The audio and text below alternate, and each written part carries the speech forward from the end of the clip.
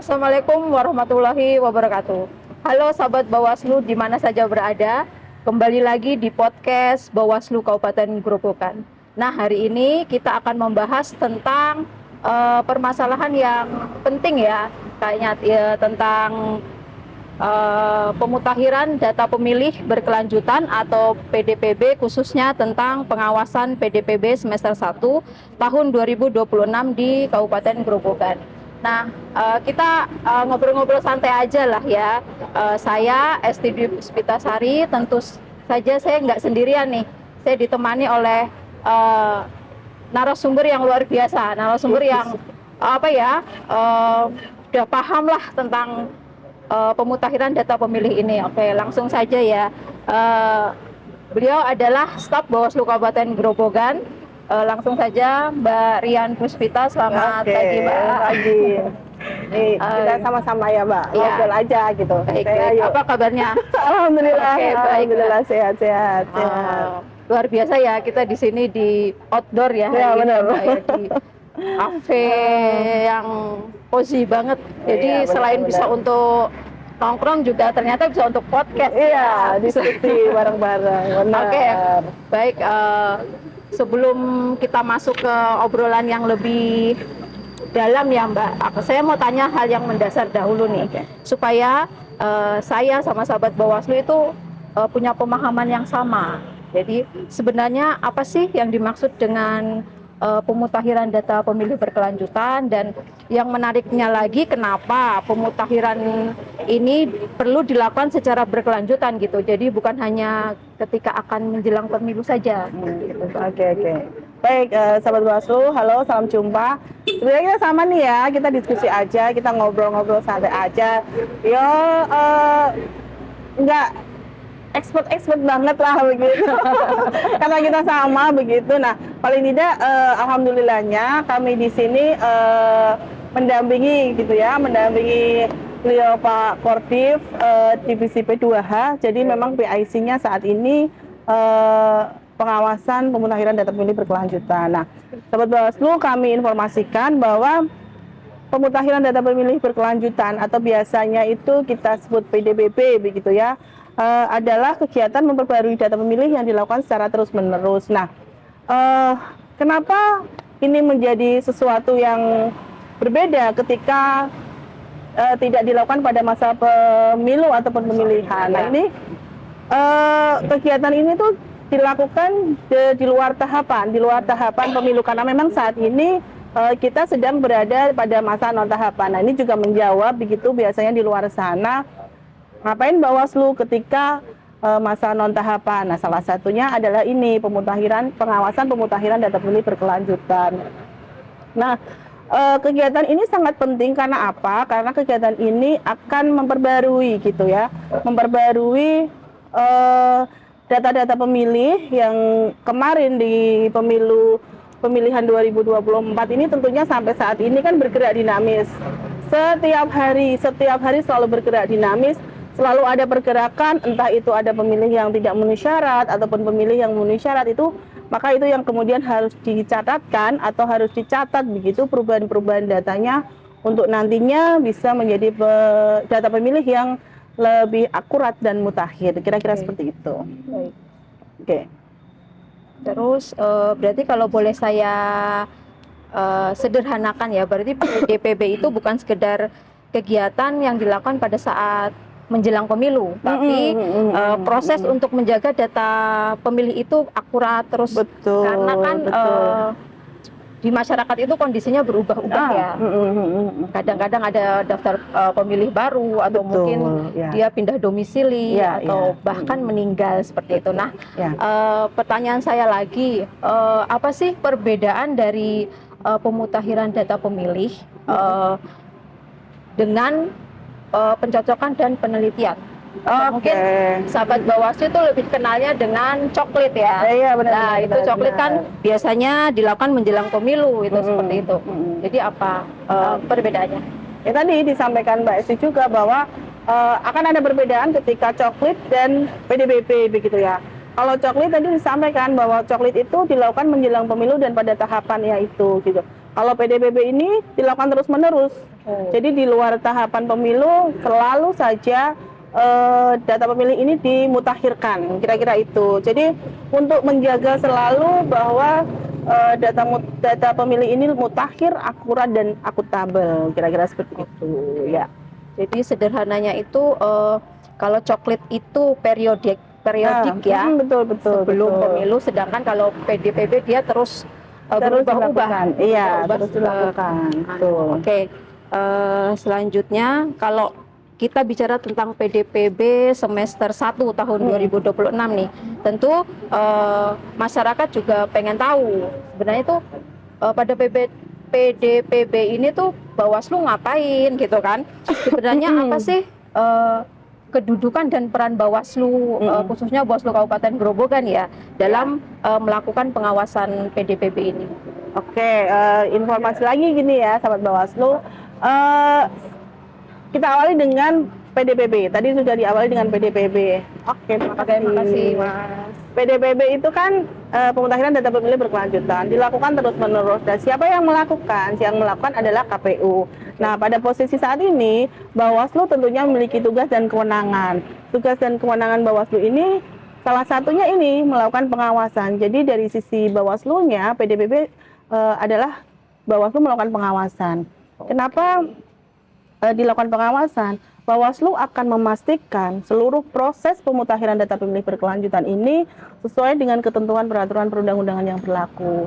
Jangan sampai nanti ada permasalahan, karena bisa kita sampaikan bahwa daftar pemilih atau data pemilih tentunya yang menjadi pokok inilah yang bisa mencerminkan, salah satu yang mencerminkan demokrasi ini berkualitas, ya daftar pemilihnya juga mutakhir dan akurat, kira-kira itu. Jadi begini, PDPB ini dilakukan oleh KPU, betul, dan Bawaslu melakukan mengawal dari proses dari PDPB ini ya. Jadi sebenarnya tuh Bawaslu bukan hanya melihat hasil datanya aja, cuma dia juga ikut begitu ya, seperti itu. Oke. Dalam perjalanannya kan Bawaslu ikut dalam pengawasan PDPB inilah, istilahnya seperti itu. Jadi kalau kita bicara pengawasan, pasti ada banyak hal yang harus diperhatikan dalam pengawasan itu. Jadi secara rinci ini ya, apa saja yang diawasi oleh Bawaslu Kabupaten Grobogan dalam pelaksanaan PDPB ini? Tadi Bawaslu itu memiliki tugas dan kewenangan untuk melakukan pencegahan, pengawasan, dan penanganan pelanggaran. Jadi dalam hal ini, dalam konteks PDPB tentunya Bawaslu melakukan pengawasan. Pengawasannya apa?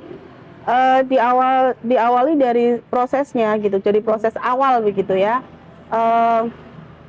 Apakah kemudian data yang digunakan ini adalah hasil sinkronisasi? Itu dari awal juga sudah dilakukan pengawasan. Kemudian prosesnya apakah kesesuaian tata cara dan prosedur ini dilakukan oleh KPU? Misalkan apakah KPU ini berkoordinasi dengan stakeholder? Apakah kemudian KPU berkoordinasi dengan pemerintah desa, kelurahan, atau bahkan RT RW gitu ya? Kemudian apakah KPU ini menjalankan proses rekapitulasinya? Kemudian apakah rekapitulasinya dilakukan di waktu-waktu yang telah ditentukan begitu? Untuk tingkat kabupaten itu 3 bulan per 3 bulan atau setiap 3 bulan begitu ya. Untuk provinsi dan RI itu dilakukan setiap 6 bulan. Nah ini yang paling penting juga, apakah KPU kemudian menindaklanjuti apa? Menindaklanjuti saran perbaikan, masukan, imbauan yang dilakukan oleh Bawaslu, khususnya Bawaslu Kabupaten Grobogan begitu. Oke, jadi berarti seperti yang saya katakan tadi ya, berarti Bawaslu tidak hanya melulu soal data aja, cuma dia juga memastikan data tersebut bisa ditindaklanjuti oleh KPU. Iya, prosesnya tetap Bawaslu melakukan pengawasan dari A sampai Z lah, gampangnya seperti baik. itu. Menarik ini Mbak. Sebelum kita lanjutkan nih, diminum dulu. Silakan, ya, oke. Boleh diminum dulu Mbak. Oke. Sekarang kita ngobrol-ngobrol lagi tentang aktual yang ada di Kabupaten Grobogan ya Mbak. Jadi mungkin bisa diceritakan nih kepada sahabat Bawaslu secara umum proses pengawasannya itu seperti apa, atau gambaran umumnya lah gitu pelaksanaan PDPB di Kabupaten Grobogan pada semester 1 tahun 2026 ini. Oke. Sama-sama begitu ya, kita Ya. di Bawaslu sama-sama begitu. Jadi apa yang dilakukan Bawaslu tentunya kita juga tahu secara internal, tapi akan lebih baiknya juga kita sampaikan kepada Ya. teman-teman sahabat Bawaslu. Jadi Bawaslu itu tadi kan memiliki tugas untuk melakukan pencegahan, kemudian melakukan pengawasan dan melakukan penanganan pelanggaran sengketa proses. Nah, kemudian dalam konteks PDPB, apa yang sudah dilakukan Bawaslu? Yang pertama adalah pencegahan. Nah, pencegahan ini yang dilakukan juga ada berbagai macam gitu ya. Yang pertama tentunya Bawaslu membuka posko aduan begitu. Jadi posko aduan Bawaslu membuka ruang seluas-luasnya bagi masyarakat begitu untuk menyampaikan informasi mengenai potensi-potensi pemilih yang tidak memenuhi syarat ataupun pemilih yang memenuhi syarat di lingkungannya. Nah, perlu kita sampaikan pemilih yang tidak memenuhi syarat. Pemilih yang tidak memenuhi syarat itu ada beberapa kategori begitu ya. Nanti di posko aduan itu akan kelihatan. Jadi siapa pemberi informasi, kemudian kategorinya apa. Nah, untuk kategori pemilih yang tidak memenuhi syarat itu diantaranya meninggal dunia, kemudian pemilih ganda, kemudian belum genap 17 dan belum pernah kawin atau di bawah umur lah gampangnya seperti itu. Kemudian pemilih yang pindah domisili keluar dari wilayah tertentu, kemudian alih status dari sipil menjadi anggota TNI Polri, itu juga pemilih yang tidak memenuhi syarat. Kemudian warga negara asing dan pemilih yang telah dicabut hak politiknya oleh pengadilan yang telah berkekuatan hukum tetap. Nah, selain itu ada juga tadi adalah pemilih yang memenuhi syarat. Jadi ketika masyarakat ini mengetahui di lingkungannya itu terdapat potensi pemilih yang memenuhi syarat, itu juga bisa dilaporkan. Nah, kategorinya apa? Kategorinya 1, pemilih yang sudah berusia 17 tahun.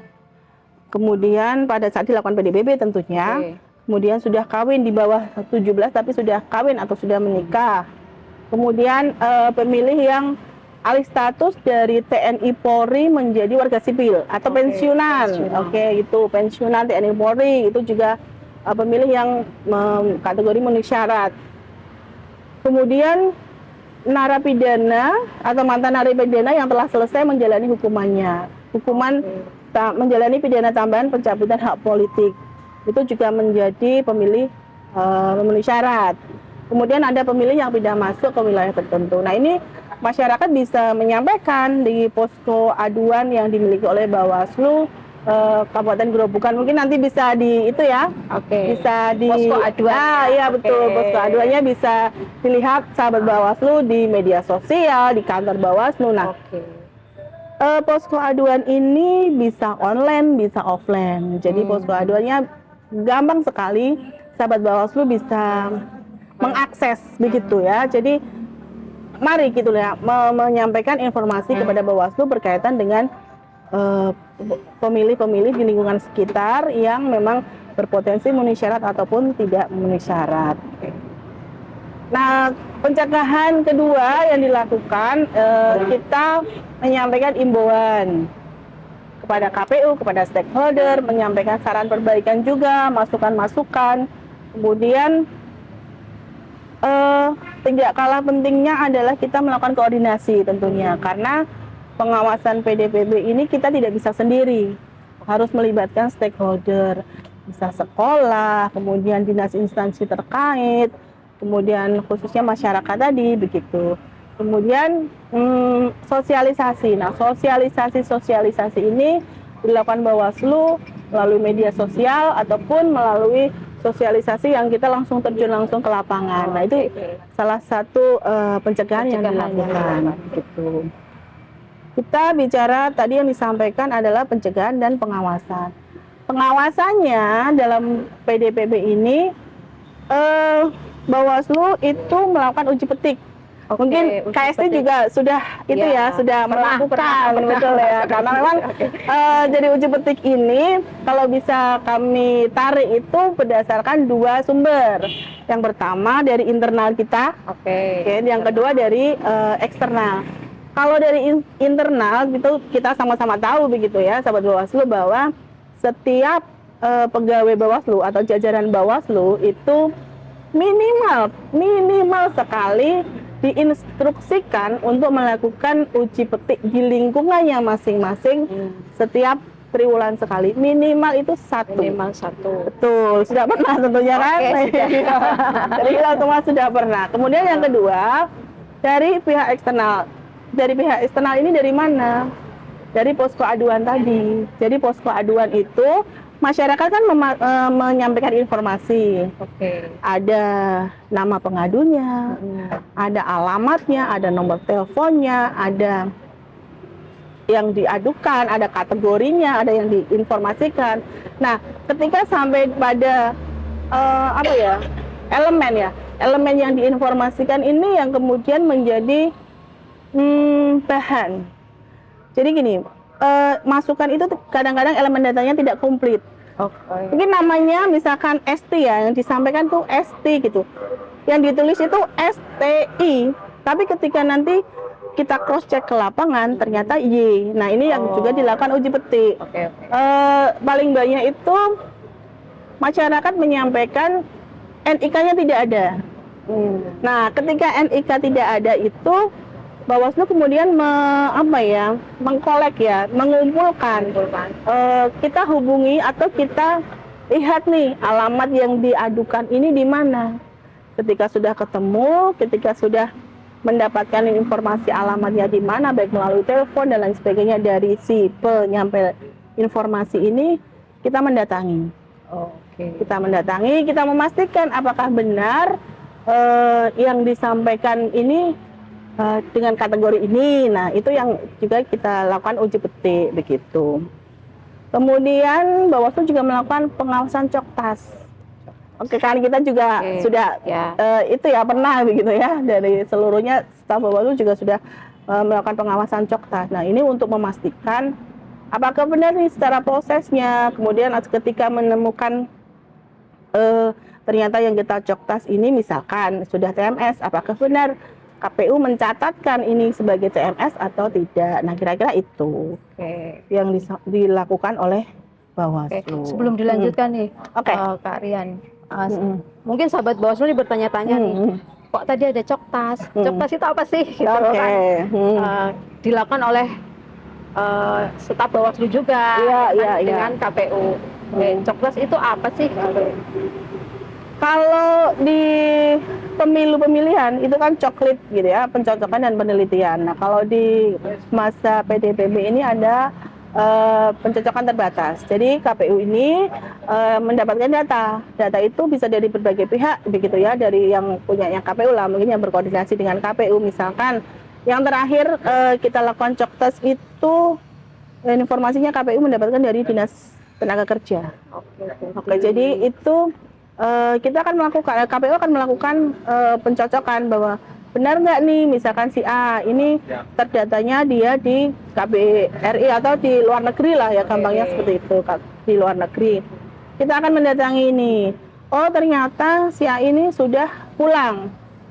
Nah, sudah pulang nanti juga akan dicatat. Oh, ternyata si A sudah pulang dan apakah ada niatan untuk kembali ke luar negeri, itu juga akan dicatat. Nanti kan bisa diproyeksikan nih ke depannya gitu. Apakah ini akan menjadi pemilih TMS terdaftar di luar negeri atau terdaftar di dalam negeri gitu. Iya.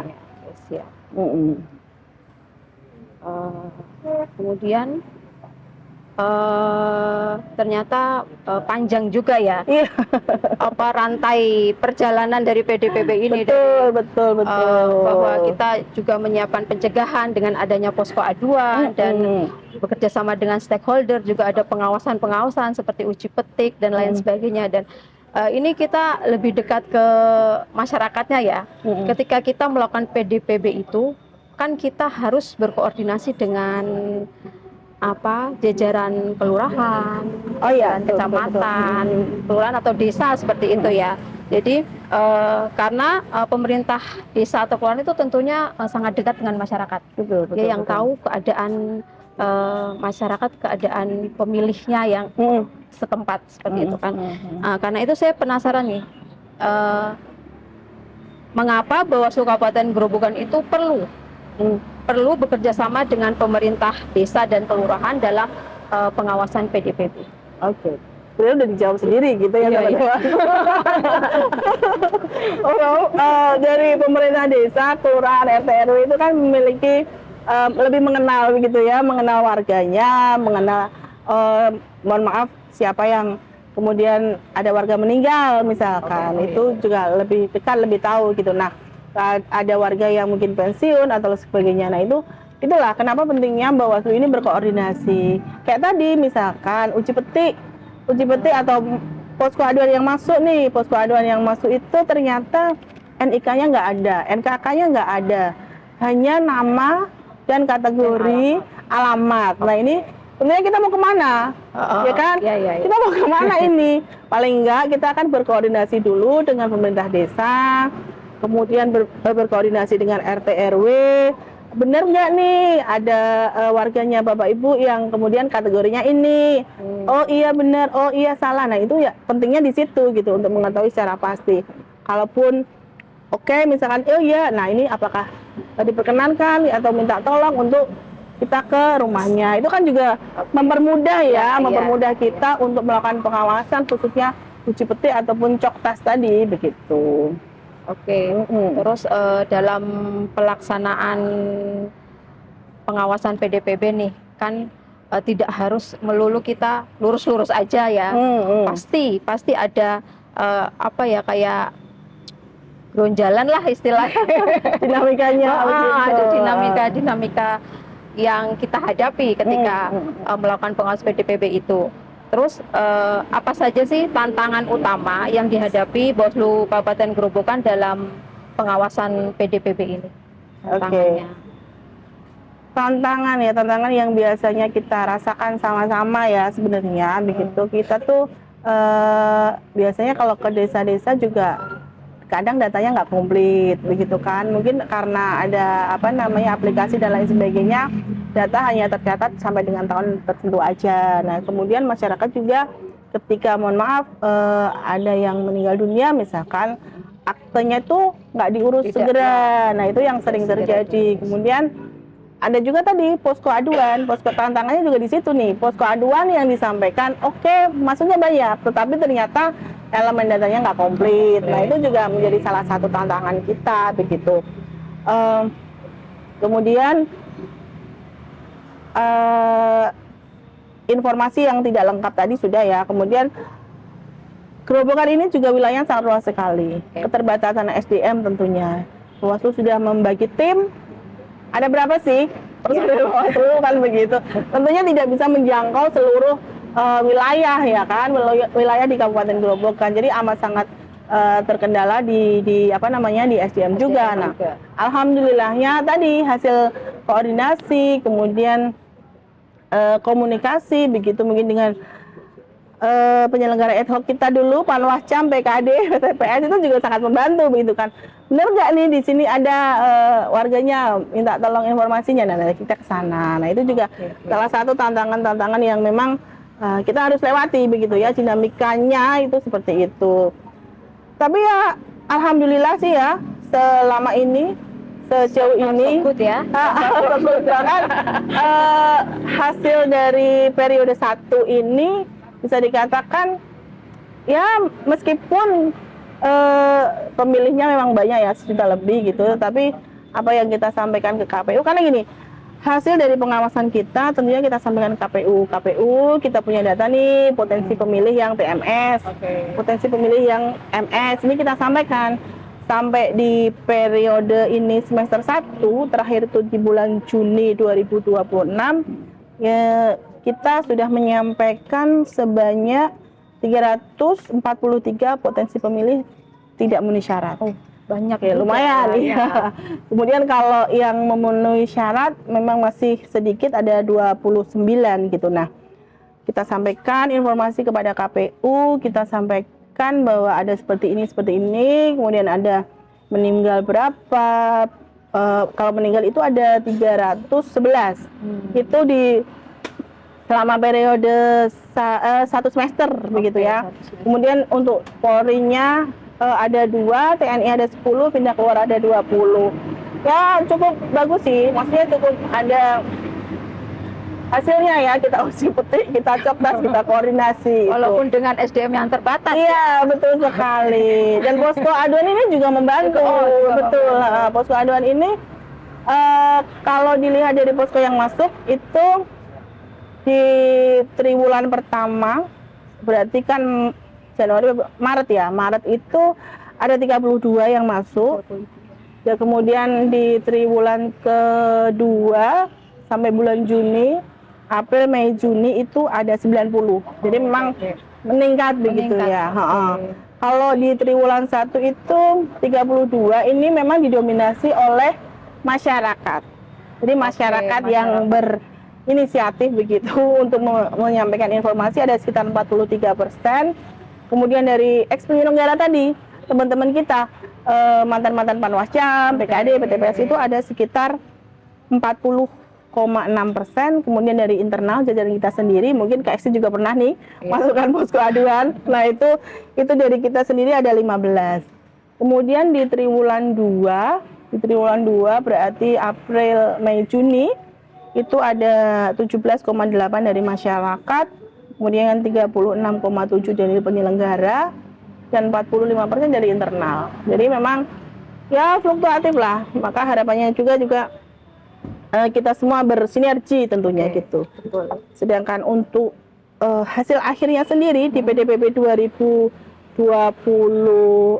di semester 1 itu pemilihnya ada 1.149.385 pemilih. Jadi 1.150-an kurang sedikit lah. Data yang masuk ya. Iya, memang itu PDBB-nya yang sudah direkap oleh KPU, tersebar di 19 kecamatan dan 280 desa kelurahan. Begitu. Menarik sekali ya. Jadi begitu panjang dan agak ini ya, memang menguras lebih banyak energi ya untuk PDPB ini. Jadi selain tantangan-tantangan yang harus dihadapi juga, ternyata yang tidak kalah penting adalah gimana sih cara mengatasi langkah-langkah yang dilakukan Bawaslu untuk mengatasi tantangan-tantangan itu tuh gimana? Ya, oke. Yang pertama tentunya memperkuat internal dulu begitu ya. SDN kita diperkuat, kemudian SDN kita harus siap nih ketika nanti ditugaskan kemana berkaitan untuk mengawal pemutahiran data pemilih berkelanjutan ini. Kemudian kita juga mempererat koordinasi pertukaran data dengan stakeholder yang lain, stakeholder yang berkecimpung di dalamnya, bisa Penduk Capil, KPU, Kesbangpol, kemudian ada Dinas Pendidikan, ada Lapas, kemudian BPS juga, ada Kementerian Agama begitunya ya. Ini banyak ya. Iya, banyak bersinergi dengan betul sekali terkait koordinasinya. Kemudian tadi melibatkan elemen masyarakat. Kita membuka posko aduan tadi juga merupakan salah satu yang dilakukan begitu ya, langkah yang dilakukan untuk mengatasi tantangan. Kemudian juga melibatkan organisasi masyarakat, melibatkan sekolah-sekolah. Kalau sekolah kan usia 17 ya, itu ya, betul. Kemudian melibatkan partai politik juga untuk sama-sama begitu mengawal, mengawasi, dan paling tidak menyampaikan informasi. Oh, ada PDPB, monggo silakan untuk menyampaikan jika ada informasi berkaitan dengan hal tersebut. Kemudian sosialisasi di media sosial itu sudah menjadi kayaknya barang wajib ya di saat ini begitu ya. Di era digital ini semua platform yang dipunya Bawaslu sudah menyampaikan sosialisasi berkaitan dengan PDPB. Itu kemudian membuka ruang seluas-luasnya tentunya bagi masyarakat untuk menyampaikan informasi. Boleh datang, boleh main ke Bawaslu kalau ini ponakan saya nih menjadi anggota TNI. Nah itu juga boleh saja sahabat Bawaslu bisa hadir langsung begitu ke Bawaslu begitu. Jadi saya kira pesan pentingnya sahabat Bawaslu dan masyarakat di luar bahwa proses menjaga kualitas data pemilih ini harus terus-menerus dilakukan. Betul Jangan sampai sekali. terputus, jangan sampai hanya nanti dilakukan ketika mau dekat-dekat pemilu nih, gitu kan. Jangan ya. Oke, terus, nah nggak terasa ya kita udah mau sampai di closing. Nggak terasa sekali. Jadi sahabat Bawaslu sebenarnya juga tidak perlu pasif menunggu, ya kan? Kita punya posko aduan, ada offline, ada online juga di semua media sosial Bawaslu. Jadi apabila ada ketidaksesuaian data atau mungkin ada laporan-laporan terkait PDPB itu bisa langsung ke posko aduan ya. Jadi menarik juga sih. Selanjutnya apa sih harapan Bawaslu untuk masyarakat di luar gitu, sama untuk sahabat Bawaslu lah yang ada di luar nih, harapannya seperti apa terkait PDPB ini? Tentunya dari sisi pengawasan begitu kita berharap bahwa seluruh elemen masyarakat, seluruh sahabat Bawaslu dimanapun berada, kita sama-sama menyadari bahwa daftar pemilih ini daftar pemilih yang akurat, mutakhir dan akuntabel ini menjadi tanggung jawab bersama. Tidak hanya dari sisi penyelenggara, tidak hanya dari KPU, Bawaslu, akan tetapi ini merupakan tanggung jawab kita bersama. Maka dari itu, mari gitu ya, harapannya sahabat Bawaslu bisa menyampaikan informasi-informasi berkaitan dengan tadi kategori-kategori pemilih yang TMS, paling tidak di lingkungannya masing-masing, yang MS di lingkungannya masing-masing, sehingga nanti dengan menjaga hak pilih ini itu kita bisa menjaga demokrasi ini menjadi lebih baik ke depannya lagi, lebih memperkuat lagi, karena kita harus bersepakat bahwa untuk bersama-sama mewujudkan daftar pemilih yang akurat, mutakhir dan akuntabel ini menjadi fondasi gitu ya, fondasi yang nanti untuk mewujudkan demokrasi yang lebih berkualitas khususnya di Kabupaten Grobogan. Oke, baik sahabat Bawaslu, hari ini kita belajar banyak bahwa data pemilih itu bukan sekedar daftar nama saja, tapi di sana ada hak masyarakat dalam kehidupan berdemokrasi, dan tugas PDPB ini bukan hanya penyelenggara aja. Jadi semua elemen masyarakat bisa ikut istilahnya mengkawal proses PDPB ini ya, seperti itu. Dan ini sebelum benar-benar ditutup nih Mbak Rian ya, closing statementnya dong. Untuk sudah seperti closing statement untuk podcast kali ini lah. Oke. Paling tidak menjadi bagian dari divisi B2, menjadi bagian dari Bawaslu juga, kita semua tentunya mengapresiasi seluruh pihak, seluruh elemen masyarakat, seluruh sahabat Bawaslu begitu yang sudah menyampaikan masukannya, yang sudah menyampaikan informasinya berkaitan dengan pemutakhiran data pemilih berkelanjutan di Bawaslu Kabupaten Grobogan. Kemudian apresiasi juga seluruh stakeholder yang sudah bekerja sama begitu, berkoordinasi, berkomunikasi dengan Bawaslu. Tentunya seperti tadi bahwa Bawaslu itu tidak bisa sendiri begitu ya untuk mengawal jalannya proses pemutakhiran data pemilih. Kemudian tentunya kita bersepakat bahwa data pemilih yang mutakhir, akurat dan akuntabel ini merupakan salah satu tonggak fondasi untuk mewujudkan demokrasi yang berkualitas. Kerjanya belum selesai, sahabat Bawaslu, jadi kita sama-sama sinergi ini merupakan kunci gitu ya untuk keberhasilan kita semua dalam mengawal pemutakhiran data pemilih berkelanjutan untuk periode-periode dan periode selanjutnya begitu. Jadi peran aktif kita semua, masyarakat, internal tentunya menjadi hal yang sangat kita tunggu. Oke, baik, luar biasa sekali ya statement closing statement pada hari ini.